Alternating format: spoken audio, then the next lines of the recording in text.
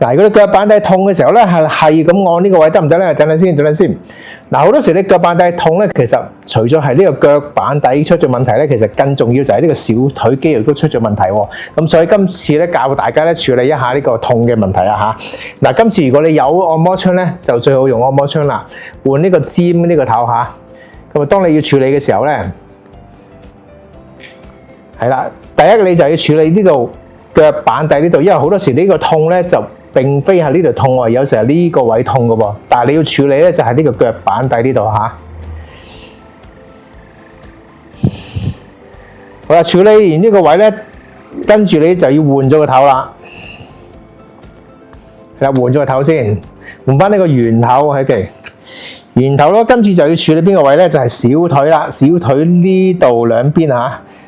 由呢度開始一路掃上去，跟住外邊亦都係由呢度開始一路掃上去，係啦。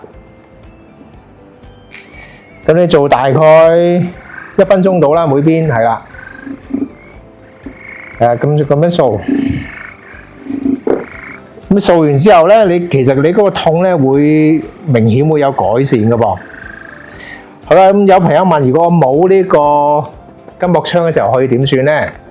如果冇筋膜槍嘅時候，嘗試揾一支比較粗啲嘅筆嚇，粗啲，譬如一啲雙頭筆，係啦，打翻呢個腳板底呢個筋膜呢個位，係啦，又唔使話太大力嘅，係啦，可以拉開少少啊，拉痕隻腳啊，拉開隻腳，等呢度拉伸佢嘅時候，可以再打呢個位。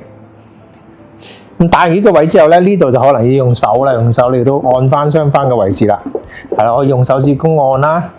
或者用拳頭咁揼下去啦，用一啲唔同嘅手法都係鬆解翻呢個小腿嘅肌肉。咁做完之後，你睇下呢個腳板底痛會唔會有改善？